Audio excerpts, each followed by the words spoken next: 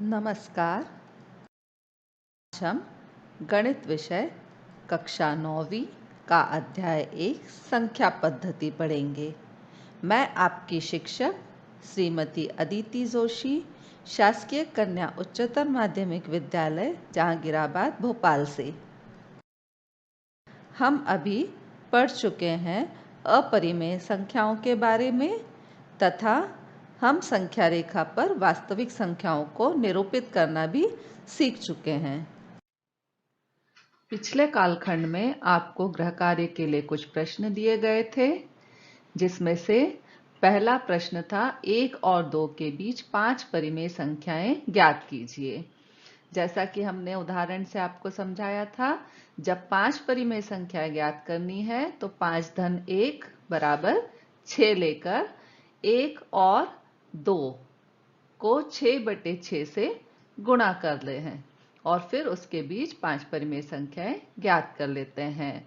आप लोगों ने हल कर ही लिया होगा। इसी प्रकार दूसरा प्रश्न था, नीचे दिए गए कथन सत्य है या असत्य, कारण के साथ अपने उत्तर दीजिए। इसका पहला था, प्रत्येक प्राकृत संख्या एक पूर्ण संख्या होती है। आपको प्राकृत संख्याओं का संग्रह पता है, 1 2 3 4 अनंत तक, और पूर्ण संख्या का संग्रह पता है, 0 1 2 3 4 अनंत तक। इसका मतलब जो प्रत्येक प्राकृत संख्या है 1 2 3 4 वह पूर्ण संख्या भी होती है, इसलिए यह कथन सत्य है। फिर दूसरा प्रश्न है, प्रत्येक पूर्णांक एक पूर्ण संख्या होती है। पूर्णांक जो होते हैं वो होते हैं 0 1 2 3 4 अनंत तक और ऋण 1 ऋण 2 ऋण 3 ऋण 4 अनंत तक। तो और पूर्ण संख्या होती है 0 1 2 3 4 अनंत तक। तो पूर्ण संख्याओं में ऋणात्मक संख्याएं नहीं होती हैं। इसका मतलब यह कथन असत्य है कि प्रत्येक पूर्णांक एक पूर्ण संख्या होती है। अब तीसरा प्रश्न है, प्रत्येक परिमेय संख्या एक पूर्ण संख्या होती है। परिमेय संख्याएं होती हैं p/q के रूप की संख्याएं, जहां p और q पूर्णांक होते हैं और q 0 के बराबर नहीं होता है।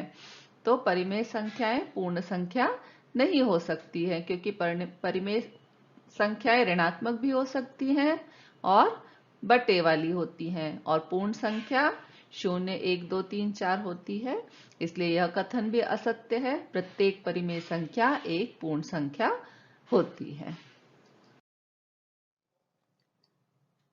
आगे आपको प्रश्न दिए गया था, नीचे दिए गए कथन सत्य हैं या असत्य हैं, कारण के साथ अपने उत्तर दीजिए। इसका पहला प्रश्न है, प्रत्येक अपरिमेय संख्या एक वास्तविक संख्या होती है। हाँ, यह सही है, क्योंकि अपरिमेय संख्या और परिमेय संख्याओं के संग्रह से मिलकर ही वास्तविक संख्याओं का संग्रह बनता है। इसलिए प्रत्येक अपरिमेय संख्या आवश्यक रूप से वास्तविक संख्या होगी। दूसरा प्रश्न है, संख्या रेखा का प्रत्येक बिंदु m के रूप का होता है, जहां पर m एक प्राकृत संख्या है। यह कथन असत्य है, क्योंकि संख्या रेखा पर हमने देखा कि 0 से 1 2 3 4 धनात्मक संख्याएं होती हैं और ऋणात्मक संख्याएं भी होती हैं। इसके अलावा परिमेय संख्या, अपरिमेय संख्या, संख्या रेखा पर सभी संख्याओं का निरूपण किया जाता है। लेकिन यहाँ पर कहा गया है कि संख्या रेखा का प्रत्येक बिंदु m के रूप का होता है, जहां m एक प्राकृत संख्या है। तो प्राकृत संख्याएं भी संख्या रेखा पर दर्शाई जाती हैं, लेकिन जरूरी नहीं है कि प्रत्येक बिंदु ही प्राकृत संख्या हो, इसलिए यह कथन असत्य है। तीसरा है, प्रत्येक वास्तविक संख्या एक अपरिमेय संख्या होती है। प्रत्येक वास्तविक संख्या का अपरिमेय संख्या होना आवश्यक नहीं है, क्योंकि वास्तविक संख्याओं में शामिल होती हैं अपरिमेय संख्याएं और परिमेय संख्याएं भी होती हैं। इसलिए यह कथन असत्य है। अगला प्रश्न था, क्या सभी धनात्मक पूर्णांकों के वर्गमूल अपरिमेय होते हैं? यदि नहीं, तो एक ऐसी संख्या के वर्गमूल का उदाहरण दीजिए जो एक परिमेय संख्या है। अभी हमने अपरिमेय संख्याओं के बारे में पढ़ा था। जो अपरिमेय संख्याएं होती हैं उन्हें p/q के रूप में व्यक्त नहीं किया जा सकता है। तो यदि हम धनात्मक पूर्णांकों के वर्गमूल देखते हैं तो वर्गमूल 2 अपरिमेय है, वर्गमूल 3 अपरिमेय है, लेकिन जब हम वर्गमूल 4 करते हैं तो वर्गमूल 4 का मान आपको पता है, वर्गमूल 4 का मान होता है 2, और 2 जो है वो अपरिमेय नहीं है। इसका मतलब सभी धनात्मक पूर्णांकों के वर्गमूल अपरिमेय नहीं होते हैं।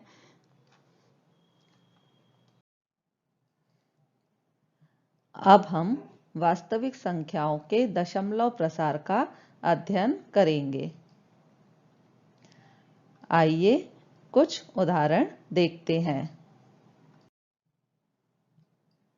उदाहरण देखते हैं। पहला 10/3 अर्थात 10 में 3 का भाग देना है।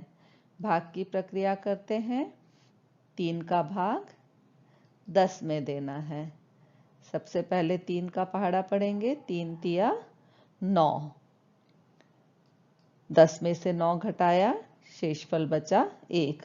अब चूंकि 1 3 से छोटा है इसलिए भाग नहीं जा सकता है, अतः हम पहले दशमलव लगाएंगे। यहाँ दशमलव लगा लिया और यहाँ पर 1 के आगे 0 बढ़ा लिया।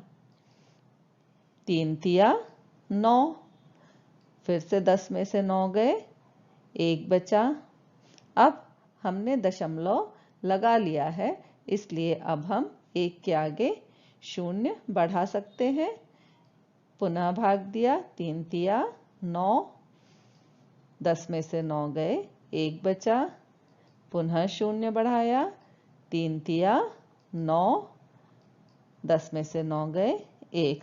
यहाँ हम देख रहे हैं कि बार बार हमें शेषफल 1 प्राप्त हो रहा है और भागफल में हमें 3 3 3 बार बार प्राप्त हो रहा है। दूसरा उदाहरण देखते हैं। 7/8 अर्थात 7 में 8 का भाग देना है। भाग की प्रक्रिया करते हैं। 8 का भाग हमें देना है 7 में। अब यहाँ हम देख रहे हैं कि 7 जो है वो 8 से छोटा है, मतलब भाग नहीं जा सकता है। इसके लिए हम पहले दशमलव लगाएंगे और 7 के आगे 0 उतारेंगे। अब भाग जा सकता है। कितनी बार जाएगा? 8 8 64। 70 में से हमने 64 घटाए तो हमें मिला 6। अब हम दशमलव लगा चुके हैं इसलिए 0 बढ़ा दिया। 8 7 56, 60 में से 56 गए, 4 बचे। पुनः 4 के आगे 0 बढ़ाया। 8 पंजे 40, शेषफल हो गया 0। 40 में से 40 गए, 0। अब यहाँ हमें शेषफल मिला था पहले 6, फिर 4 और फिर अब 0 मिला, मतलब भाग की प्रक्रिया पूर्ण हो गई। तीसरा उदाहरण है 1/7। 1 में 7 का भाग देना है। 7 का भाग 1 में। यहाँ पर पुनः 1 जो है वो 7 से छोटा है, भाग नहीं जा सकता, इसलिए सबसे पहले दशमलव लगाया और 0 बढ़ाया। अब 7 एकम 7, 10 में से 7 घटाए, बचे 3। अब दशमलव लगा चुके हैं तो 3 के आगे 0 बढ़ाया। 7 चौको 28। पुनः घटाने पर हमें प्राप्त हुआ शेषफल 2। 0 बढ़ाया। 7 दूनी 14। घटाने पर हमें प्राप्त हुआ 6। पुनः 0 बढ़ाया। 7 8 56। घटाने पर प्राप्त हुआ 4। 0 बढ़ाया। 7 पंजे 35। घटाने पर हमें प्राप्त हुआ 5, शून्य बढ़ाया 7 सते 49, घटाने पर हमें प्राप्त हुआ 1। अब हम यहाँ देखते हैं कि हमने शुरुआत कहाँ से की थी, 1 से की थी। 7 का भाग हम 1 में दे रहे थे। शेषफल हमें 3 मिला पहली बार, दूसरी बार 2 मिला, तीसरी बार 6 मिला, चौथी बार 4 मिला, फिर 5 मिला शेषफल, और अब हमें पुनः शेषफल 1 प्राप्त हो गया। फिर से यही लंबी प्रक्रिया हम शून्य लगाकर करेंगे तो हमें भागफल में 1, 4, 2, 8, 5, 7 पुनः प्राप्त होते रहेंगे। उपरोक्त तीनों प्रश्नों में हमने देखा कि पहले प्रश्न में 10/3 बराबर आया, 3.3333 भाग अनंत तक चलता जाएगा। दूसरे में देखा 7/8 बराबर 0.875 भाग की प्रक्रिया पूर्ण हो चुकी। तीसरे प्रश्न में हमने देखा 1/7 बराबर 0.142857 और पुनः यही भागफल रिपीट होगा 142857। यह प्रक्रिया चलती रहेगी। यहां हम देखते हैं कि P को Q से भाग देने पर दो स्थितियां प्राप्त हो रही हैं। पहली स्थिति प्राप्त हो रही है जब शेषफल शून्य हो जाता है, जैसा कि उदाहरण 2 में है। यहाँ उदाहरण 2 में है। ऐसी संख्याओं के दशमलव प्रसार को शांत दशमलव कहते हैं। दूसरी स्थिति प्राप्त होती है जिसमें शेषफल कभी भी शून्य नहीं होता है, जैसे कि उदाहरण 1 और उदाहरण 3 में है। उदाहरण 1 में भी शेषफल हमें शून्य नहीं मिल रहा है और उदाहरण 3 में भी हमें शेषफल शून्य नहीं मिल रहा है, अतः भाग की प्रक्रिया चलती जाएगी। ऐसी संख्याओं के दशमलव प्रसार को अनावसानी आवर्ती कहते हैं। प्रश्नावली 1.3 का हम पहला प्रश्न देखेंगे। प्रश्न है, निम्नलिखित भिन्नों को दशमलव रूप में लिखिए और बताइए कि प्रत्येक का दशमलव प्रसार किस प्रकार का है। इन प्रश्नों में हमें दिखाना है दशमलव का प्रसार किस प्रकार का आता है, शांत आवर्ती आता है या शांत दशमलव आता है। 6 प्रश्न दिए हैं, इसमें से हम कुछ प्रश्न हल करके। पहला प्रश्न है 36/100, यानी 36 में 100 का भाग देना है।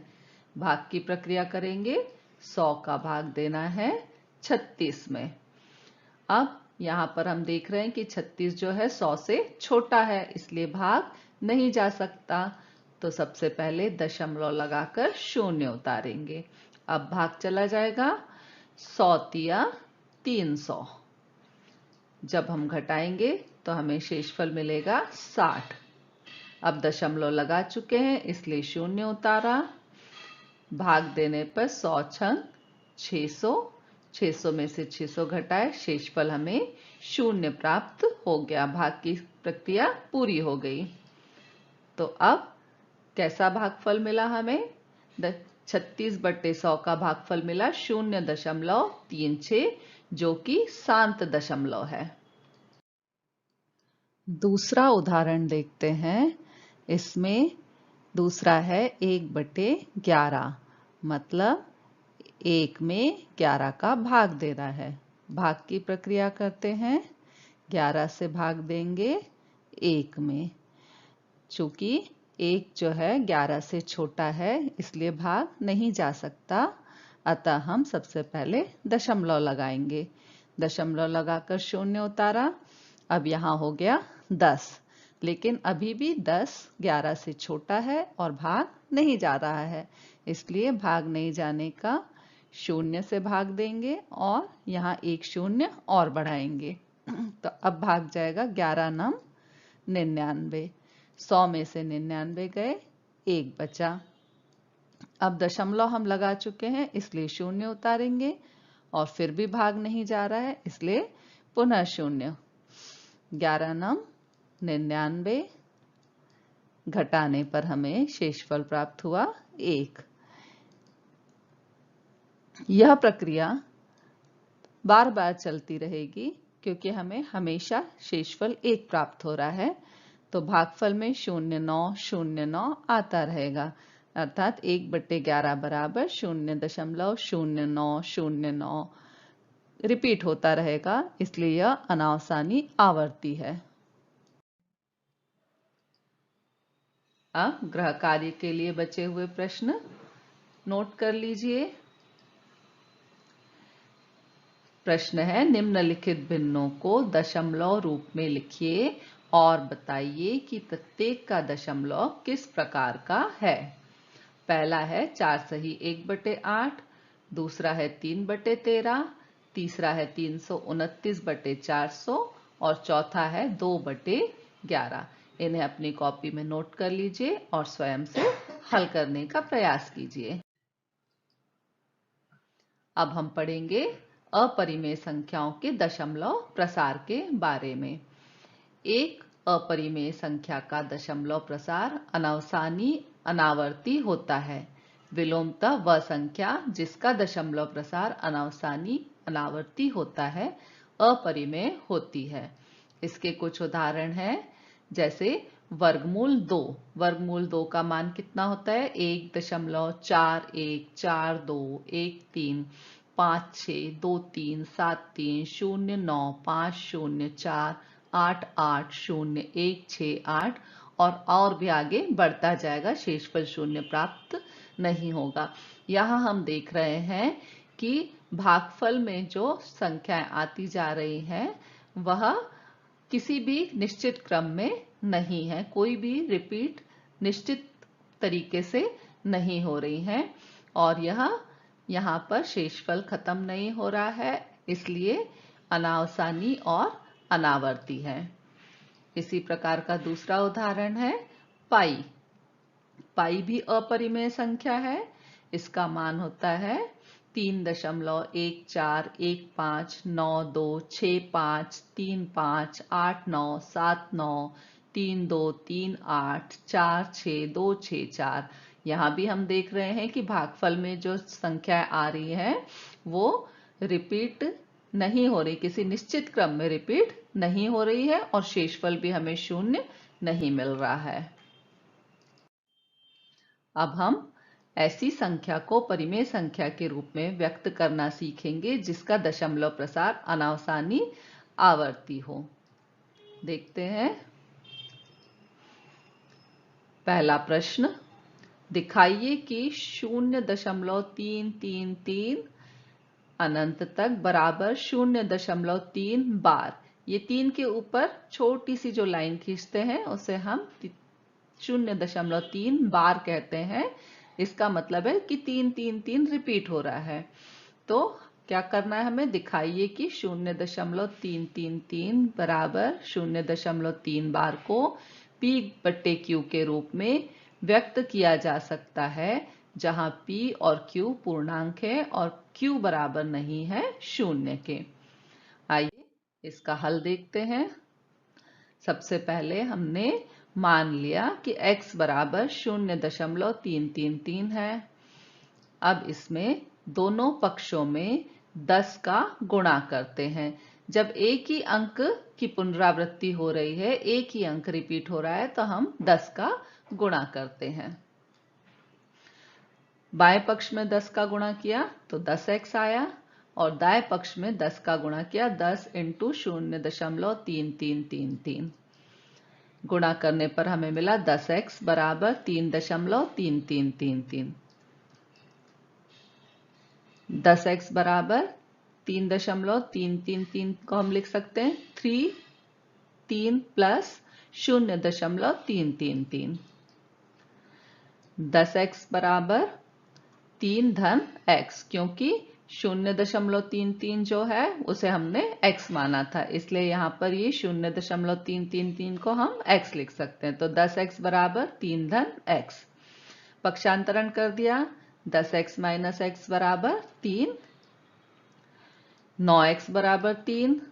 अब 9 का पक्षांतरण कर दिया तो x बराबर 3/9। जब हमने इसे काटा तो x बराबर 1/3। यह हमें परिमेय संख्या के रूप में प्राप्त हो गया। यहाँ x हमने माना था 0.333 और यहाँ हमें x बराबर मिल गया 1/3 परिमेय संख्या के रूप में। अगला प्रश्न हम देखते हैं। अगला प्रश्न है, आप जानते हैं कि 1/7 बराबर 0.142857 है। यहाँ पर 142857 पूरे के ऊपर बार लगा हुआ है, इसका मतलब यह भागफल रिपीट हो रहा है, पूरी संख्याएं रिपीट हो रही हैं। वास्तव में लंबा भाग दिए बिना क्या आप यह बता सकते हैं कि 2/7, 3/7, 4/7, 5/7, 6/7 के दशमलव प्रसार क्या है? यदि हाँ तो कैसे? आइए इसका हम हल देखते हैं। इसका हल इस प्रकार है, यदि 1/7 बराबर 0.142857 बार है तो 2/7 बराबर क्या होगा? 2/7 को हम लिख सकते हैं 2 गुणित 1/7 बराबर 2 गुणित, अब यहाँ 1/7 का मान रख दिया जो कि हमें पता है 0.142857 बार, बराबर गुणा किया हमने अगर 2 का तो हमें प्राप्त हुआ 0.285714 बार। इसी प्रकार 3/7 को हम लिख सकते हैं 3 गुणित 1/7 बराबर हो गया 3 गुणित 1/7 का मान फिर से रखा 0.142857 बार बराबर 0.42857 प्राप्त हुआ। इसी तरह से हम 4/7, 5/7, 6/7 के दशमलव प्रसार भी ज्ञात कर सकते हैं। अगला प्रश्न है, निम्नलिखित को p/q के रूप में व्यक्त कीजिए जहां p और q पूर्णांक है तथा q बराबर नहीं है 0 के। पहला प्रश्न है 0.6 बार, जैसा हमने 0.3 बार का देखा उसी तरह से इसे हल करेंगे। दूसरा है 0.47 बार, 7 के ऊपर बार है मतलब 7 रिपीट हो रहा है। और तीसरा प्रश्न है 0.001, 001 के ऊपर बार है मतलब 001 रिपीट हो रहा है। इसका हल देखते हैं। दूसरे वाले का हल हम देख रहे हैं। माना x बराबर 0.47 बार बराबर 0.47777, क्योंकि 7 रिपीट हो रहा है। दोनों पक्षों में 10 का गुणा करेंगे, चूंकि एक ही संख्या रिपीट हो रही है इसलिए 10 का गुणा करेंगे। 10 का गुणा करने पर 10x बराबर 10 इंटू 0.47777 गुणा किया 10x बराबर 10 का गुणा करने पर हो गया 4.7777। 10x बराबर हो गया 4.3 प्लस 0.4777। अब हमें चूंकि 0.4777 यहाँ पर लाना था इसलिए हमने 4.777 में से 0.477 को घटा दिया तो हमें मिला 4.3 और फिर हम उसे इस तरह से लिख देते हैं 4.3 प्लस 0.4777। 10x बराबर मिल गया 4x, 4.3 प्लस x, जहां पर x बराबर है 0.47 बार। पक्षांतरण करने पर हमें मिला 10x माइनस x बराबर 4.3, 9x बराबर मिला 4.3।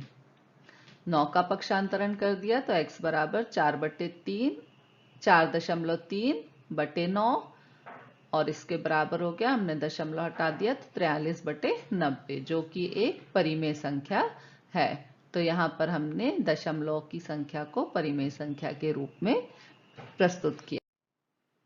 गृह कार्य के लिए प्रश्न नोट कीजिए। निम्नलिखित को p/q के रूप में व्यक्त कीजिए जहां p और q पूर्णांक है तथा q बराबर नहीं है 0 के। इसका पहला है 0.6 बार, और अगला है 0.001 बार। अगला प्रश्न है 0.9999 को P/Q के रूप में व्यक्त कीजिए। क्या आप अपने उत्तर से आश्चर्यचकित हैं? अपने अध्यापक और कक्षा के सहयोगियों के साथ अपने उत्तर की सार्थकता पर चर्चा कीजिए। अगला प्रश्न है 3 ऐसी संख्याएं लिखिए जिनके दशमलव प्रसार अनावसानी अनावर्ती हों। उसका अगला प्रश्न है परिमेय संख्याओं 5/7 और 9/11 के बीच की 3 अलग अलग अपरिमेय संख्याएं ज्ञात कीजिए। उसका अगला प्रश्न है बताइए कि निम्नलिखित संख्याओं में कौन कौन सी संख्याएं परिमेय और कौन कौन सी संख्याएं अपरिमेय है।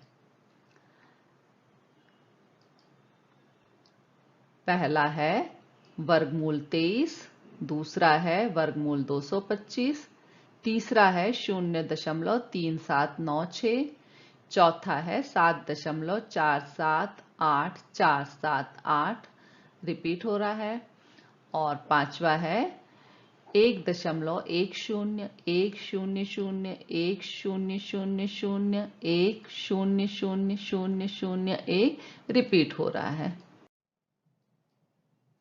अब हम वास्तविक संख्याओं के दशमलव प्रसार के बारे में पढ़ चुके हैं। अगले कालखंड में हम संख्या रेखा पर वास्तविक संख्याओं का निरूपण करना सीखेंगे। धन्यवाद।